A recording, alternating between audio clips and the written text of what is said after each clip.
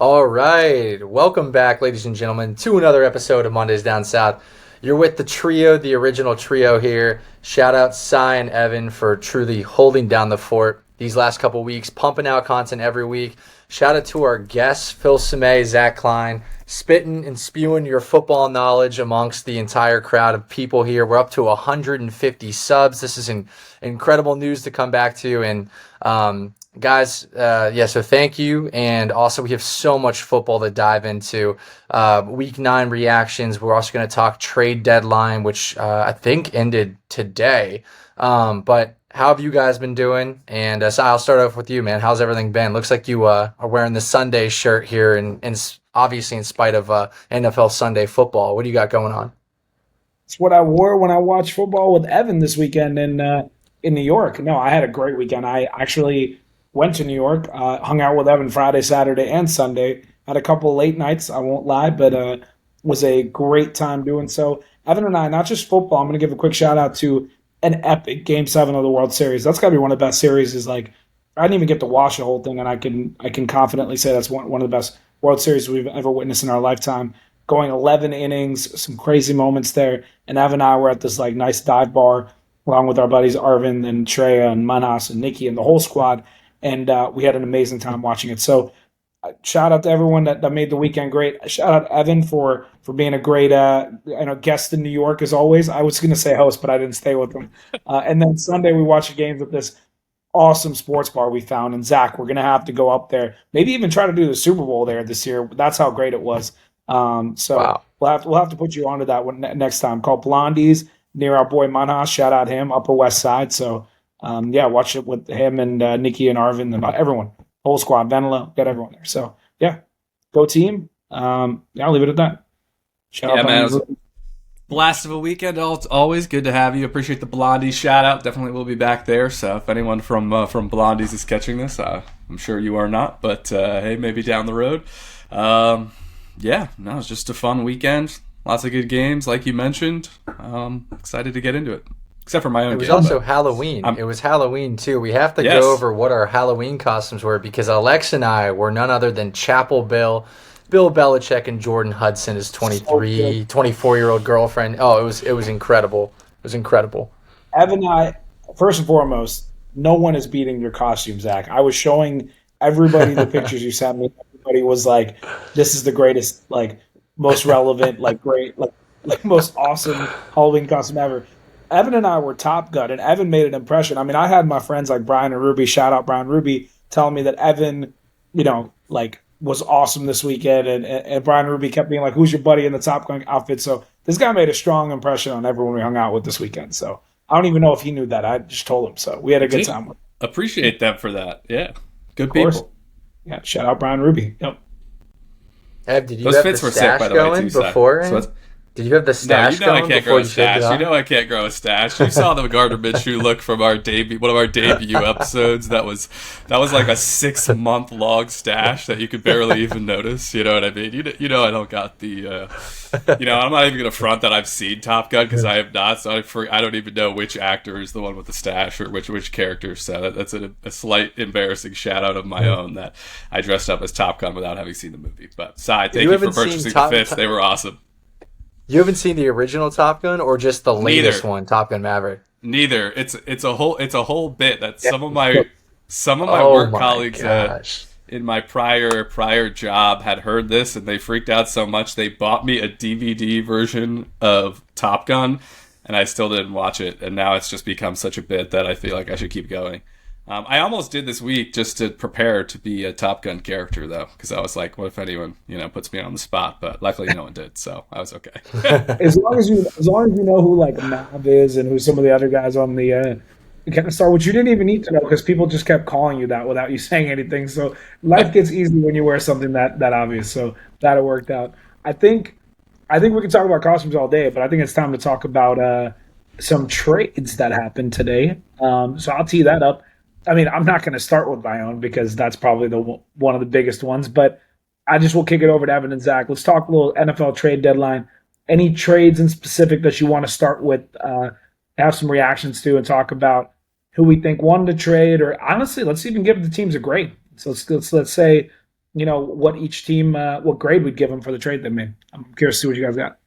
I mean, I think like overall reaction to the deadline was kind of crazy. Like the news cycle today was just wild up until like 2 o'clock, and then the last 2 hours, I was expecting all these moves. There were all these rumors of guys that could go, and then nothing happened from like 2 to 4, which was crazy. But before that, it was nuts. I know, Sai, you don't want to start with your team, but like I think we have to start with this trade. I mean, who in the world thought that Sauce Gardner was even available? That was one of the most shocking trades I think I've ever seen in the NFL. 2 first-round picks and A.D. Mitchell, a huge, huge package, but he's one of the best corners in the NFL, so completely worth it. I mean, this is an absolute game changer for like one of the maybe the weaknesses side would be secondary with Charvarius Ward's health being iffy, but now you have, I mean, was that like two top corners in the NFL in the same secondary at this point? I mean, this three, Kenny Moore, sure. Sure. Pretty loaded team, but also shout out the Jets here for an overall great day, getting a big haul and starting a rebuild. So I think we have to start there. I think it's a win-win for both sides. I'm just like shocked because it seemed like after that extension that the Jets were building around Sauce Gardner and those other pieces. Zach, what's your thoughts before I jump in? Well, I have to applaud Chris Ballard because he's typically a very conservative GM, and Sai, you've talked a lot about that over the years. Right, draft well and let's not overspend on players. But I have to applaud him because he realizes that he has the infrastructure in place to be really, really good this year and to literally go for a Super Bowl run. And how are you going to do that? Just clean up the defense. Not like it needs like a complete full sweep clean, but just to get that like actual lethal shutdown corner. Not that Tre'Davious White Award isn't, but he's a little bit older. Tre'Davious Ward. But getting Sauce Gardner in his prime for years to come is massive. Gives you guys a huge advantage, and I just have to applaud Chris Ballard for actually spending the money to go get that talent. Even if it's not a great deal on paper, it's going to bring them tenfold exponential value to come. So shout out Chris Ballard for actually like opening the pocketbook and giving up some players to get their guy. Yeah, I want to give a shout out to our new owners too, who noticed that we were playing well and said, let's approve of these moves and let's full send it. I want to. I'm glad you brought up Ballard. Obviously, he's been getting roasted for the better part of a decade now, basically because he's built a good roster, but we've had a lack of a quarterback, and I think this year is proving that to everyone.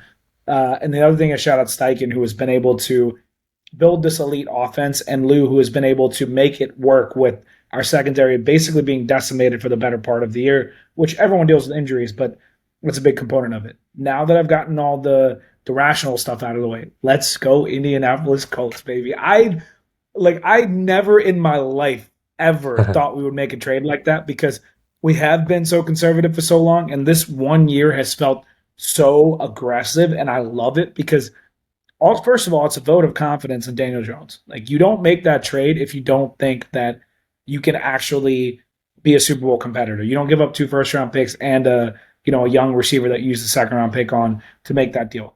The other thing I'll say is, I think people we're talking about our secondary being, the only issue that the team has. The reality is they've just been banged up. Like, Mooney Ward has been in and out with concussions, and then of course Kenny Moore was out for multiple games, and he's back and he's immediately having an impact. And Jalen Jones has basically been out the entire year. And unless you're a big-time Colts fan or really follow corners, no one even knows who he is. And the funny part is he has the potential to be a legitimate, like, one-on-one assassin. And getting Charvarius Ward completely changes everything. Or not Charvarius Ward. Getting Sauce Gardner completely changes everything. Getting Charvarius Ward did too, admittedly. But the fact that our number 1 corner is Sauce Gardner, our number 2 corner is Charvarius Ward, our number 3 corner and the slot is Kenny Moore, who's been one of the best slot corners for years, who already is super impactful. And then Jalen Jones is our 4th guy. Lou Anarumo, with him wanting to run all the weird packages that he does, he loves dime packages. He loves mixing in the nickel. We are going to be able to get so much better pressure up front by actually being able to hold the secondary. Our defense automatically transforms. And the other note that I'll make is the only other time I can recall Chris Ballard trading a first-round pick was for a guy named DeForest Buckner, who was also around the age of his mid to late 20s when we made that trade. And nobody is looking back at that saying that was a bad trade. And that was a higher first-round pick. We gave up 2, but the one thing I will say is that hurts. But with how well the team is playing this year and how well we might play next year, hopefully, those first-round picks will probably be lower-end first-round picks. And I'm not saying it's not a lot to give up along with A.D. Mitchell, but Sauce Gardner on the right defense and with the right juice and with the right team around him, which I think he has now, and with the right defensive coordinator, could immediately turn into the best corner in football, if not top 3. And that's the most exciting proposition to me ever. I cannot wait to see how the madman, as they call him, the mad scientist Lou, schemes things up, because we're going to have so much more time to be sending blitz packages. Now Zaire Franklin amps up. Now DeForest Buckner's even better.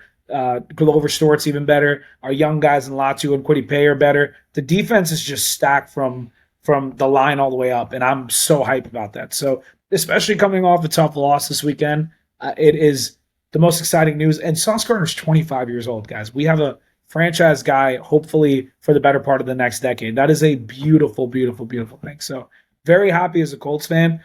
I'm trying to stay rational and see what happens next week against your Falcons in Europe next week, Zach. We'll see what happens. I'll leave it at that. Should we spin that into the broader Jets picture? Unless, Zach, you have anything else on that one, because the Jets also shipped out Quinnen Williams to, I believe, the Cowboys for a first-round pick. So maybe we'll table the Cowboys here for a second. But what do we think about the Jets here just completely blowing this up? They've acquired now 3, I think, first-round picks and also a young interior defender for the defense. Yeah, big moves in Jets land. What do we think about their broader plan to kind of blow this up and start from scratch almost?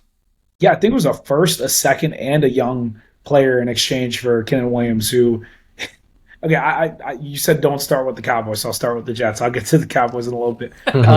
Jets-wise, great day for them. I mean, look, you gave up 2 all-pro level players, so I'm not saying that you should ever be super happy about trading away who we thought were going to be franchise guys when they first got drafted. I mean, that defense was so elite, even with not good offensive play when those guys first joined the team. But they clearly needed a change in pace, and a quarterback is the most important position to them right now. The fact that they now have, I think it's 5 first-round picks in the next 2 years, along with an additional second. And it's like 7, I think. It's like even more. It's a lot. I thought it was 5. It might be 5 and 2 high seconds. Yeah, I don't know, but it's 5 a lot. and 2 high seconds, and they got a couple of young players out of it. The Jets have the ability to just completely remake their team, and also if they need to make a trade for a quarterback and move up to, let's say, like the number 1 pick in the next year or 2, they have the assets to do that as well. So it's the right thing when you clearly need a rebuild. The only confusion I have is 2 great deals. Why did you keep Breece Hall? You might as well have unloaded a little bit more. Like, he's a running back. You don't need to keep him for 5 years. So that was my only takeaway. But Zach, go ahead. Breece Hall was not a happy camper knowing that he was not going to get traded. He was literally sitting down, like, with his phone in hand, just like tweeting, like, and the fact that it didn't happen obviously comes to a disappointment, but is no surprise. I mean, especially when you got Braylon Allen on IR still.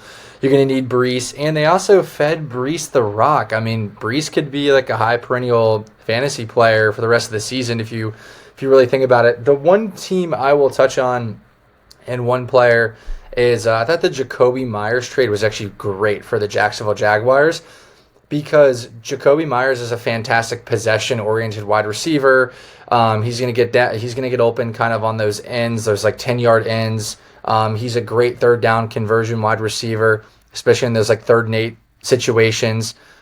He's not the fastest guy in the world, but he just runs great routes. He always finds himself open.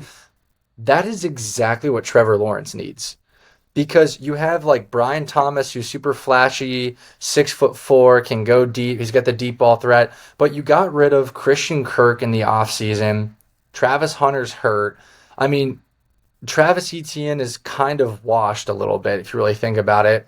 And Bayshul, I mean, from a fantasy perspective, He's he's good. done really nothing for 5 straight weeks. I mean, his yards per carry is like, what, What? 5 yards, which is great, but what? He was awesome this week against the Raiders. But I mean, he was, but his yards per carry was still like above average. It wasn't like extraordinary. But anyways, like just to finish my point, I think that the Jaguars are a competitor this year, but how are they going to go to the next level? They need to give Trevor Lawrence some alternatives in like the third down passing game, and I think Jacoby Myers is that perfect candidate for them. Yeah. I think. Oh, sorry, Sai. I was just saying. I think that one. I like it obviously for everything you said. I think it's a great pickup for them. It wasn't cheap. I mean, like a 4th and 6th for a rental. It's not cheap, so he's definitely going to be super involved. I think that makes me a little bit almost concerned about the health of the other guys in the room because I forget what they've said about Travis Hunter's injury, but this screams that we're not going to get much from Travis Hunter the rest of the year due to that injury, and then Brian Thomas is also banged up. So it's interesting because I like Parker Washington as well. So and De'Ami Brown is another one that's having injury concerns. And like, listen, De'Ami Brown's not some special receiver, but so they got a lot of guys there, and I do think this is he's gonna be really involved. So I think maybe there's a fantasy angle to this, but they paid a lot for him. He's gonna get the ball a lot, I think. Yeah. By the way, Evan, Travis Etienne 3.6 yards a carry last week. 3.6. So that's Etienne though. He will get 3 yards a carry and wait for the big play. That's his game, and he's solid. But to be fair to Zach though, that's not what I want out of a running back. Like I want someone who's a bit more consistent. It's nice to have a guy who's capable of getting the big play, but that means you need another guy who's going to get you a decent yards per carry. And I don't think the Jacksonville offensive line is that bad either. So you would expect a little bit more. But I mean, there's bottom worse. 10 in the league. Yeah, it's pretty bad. Run. That's awesome. But here's what I'll say: putting aside Etienne, who the reason I'm putting that aside actually is because I don't see why Jacksonville got beat out for Jacoby Myers compared to some of the other teams who could be competing for Super Bowl by getting an additional receiver. Like for example, if I was the Bills, I understand they got a big win against the Chiefs. I would have made that trade in a heartbeat. Like. I'm surprised it was the Jaguars. Like I understand that they probably have injury concerns and for them it's a good trade. Like they're trying to stay in it and make a wild card or try to catch up in the division or whatever their goal is. So I get it. I know Evan said it's a lot, and a 4th round pick is not a small deal, but Jacoby Myers has had multiple 1,000-yard seasons. And that's what not good quarterback play. Imagine he went on an offense where he has a competent wide receiver across from him, for someone who's been that way for their career and has been that way for years, and then you get a decent quarterback, all of a sudden Jacoby Myers can turn into a really big asset for you. And so I'm surprised someone else that wasn't more of a Super Bowl competitor didn't try to, beat out the Jaguars for that, because he was probably the best receiver that got traded today. I mean, unless you think A.D. Mitchell is gonna turn up immediately, which I might argue he was the best, but that's besides the point. That was my big takeaway from that one. I really think that someone else could have made that trade. The flip side of that is good for the Raiders. Like you might as well go get assets for him. Trey Tucker, you're probably going to start to rely on more, see what he's got. You got Brock Bowers. Obviously, you got Ashton Jonty. Might as well get young with the receiving core, and you're going to need to draft a quarterback. No offense to Gino. It's been great for a couple of years, but I clearly need to move on from that. So that was the right move for them. So it was a good trade. I just wish I could have seen him go somewhere else. If you guys don't have anything else on that, I was wondering if I could flip it back real quick because Evan brought up the trade with the Cowboys, and I didn't get a chance to roast the Cowboys, which I'm sure Evan wants to as well. Why do you trade away Micah Parsons? I get that you got Kenny Clark. I get that you got another nice young defender from the Jets in the deal, but you then gave up a 1st-round pick and a 2nd-round pick, which you acquired in the Micah Parsons trade, to then go get Kenyon Williams, who admittedly is a great player. I'm not disputing that. But he's older than Micah Parsons, which a lot of people don't realize because Micah got drafted so young and has been so dominant for so long and isn't quite the game changer that Micah is. Quinn Williams is still an all-pro, so I'm not trying to take anything away from him. But the Cowboys and Jerry Jones make absolutely no sense to me. I understand money was a component of it, but if you're going to do all this maneuvering, it should have been to acquire like a bunch of players that Jerry alluded to it being, and all he did was go back and make a trade that ended up, you know, replacing Michael with someone who's not quite as good. And I understand they got a couple other young players in that first round pick out of it, but I don't think that's enough to bridge the gap between Micah and someone else, because Micah clearly is a dominant player to say the least.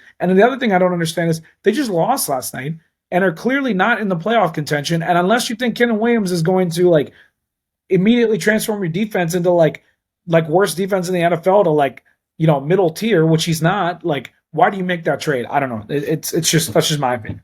I'll leave it at that. Good point. Good point. Cowboys Seth. make no sense. Yep.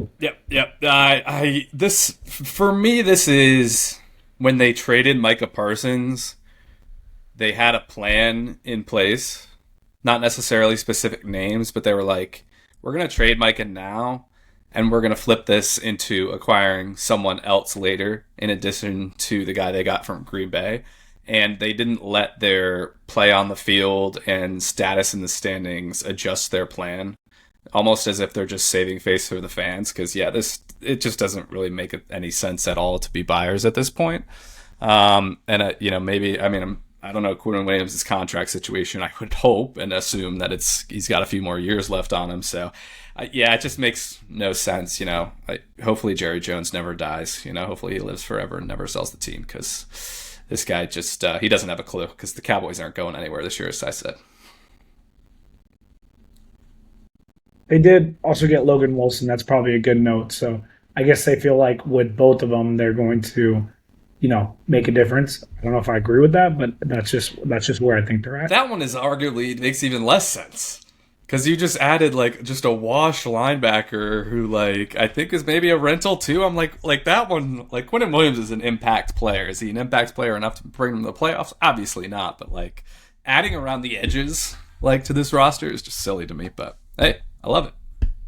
You have me very curious about the contract for Kenyon Williams, though. I get what you're saying, because maybe in the future he's someone to build around because he's still young. But no matter what the contract is, just pay between Kenny Clark and Kenyon Williams and all these other guys they're adding. You're paying what you would have paid Micah anyway. At least for the year, just pay Micah, bro. Which I think this is clearly just Jerry Jones being his own narcissistic self.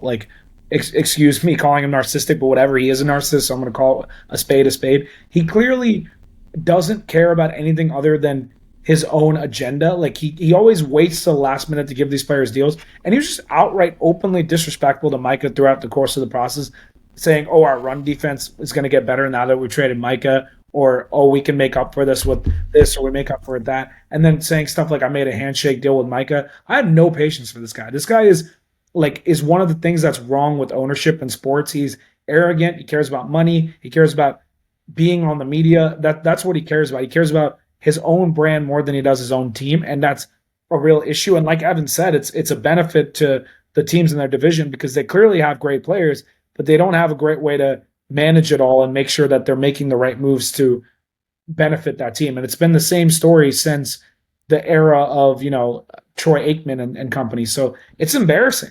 That's what I got to say. I love Kenyon Williams, so I hate to say all this. He's obviously a great player, but the lack of structure and a plan and an idea of what you want for the future, it just puts all these players in awful position. I feel awful for CeeDee Lamb. I feel awful for Dak Prescott. I feel awful for Kenyon Williams. You can play as well as you want, but if your team can't build the right way around you, you're just stuck. Kenyon Williams just went from the Jets to the Cowboys. Poor guy. That's what I got to say. I'll leave it at that. Zach, you got any other trades or teams or players you want to bring up? No, not really. Ev, you got any more? You want to move on the reactions? Yeah, I got one more big one. How about the Seattle Seahawks getting Rashid Shaheed? Sai mentioned the best receiver traded. Yeah. It could be Shaheed. This is such an impactful ad. Look at this receiver room right now with JSN, who can basically do everything on a football field from a receiver standpoint. Middle of the field, short yardage, the works. And then you have Rashid Shaheed to take the top off the defense. Torrey Horton looks good right now. They have multiple tight ends that can play. We went into this season talking a lot about the Sam Darnold narrative and the problem with the Seahawks. We were like, the Seahawks, they just don't have any weapons, blah, blah, blah. Cooper Kupp's washed, which he is. But now look at this receiver room with the development of JSN. Now you add in Shaheed for that deep ball. Sam Darnold has weapons galore. They can run the football, and the defense is elite. I'm going to save the finale to that take for reactions, but that is an awesome pickup. I'm so pumped about that for Sam Darnold in Seattle. That is a great take, but like I will say, or it was a great trade for Seattle. That was fantastic. Love that you brought that up, Ev. I know you're going to touch more on it a little bit later, but that doesn't make any sense. Why the Saints traded him when he's their sole production, like he went for like an 80-yard touchdown last week. Or it was like I think it was the week before, but like he's still getting his 70, 80-yard touchdown receptions. And then also why Seattle went after him as opposed to every other football team, because they already have Torrey Horton, like you said, and Torrey Horton's killing it right now. So I'm curious to see how they're going to sneak Shaheed in. I mean, he's obviously going to be great with Seattle, great with Darnold, but I'm A, surprised that no other team went for him, and B, I'm surprised he was even on the trading market in the first place when he's been the main kind of breadwinner for New Orleans lately.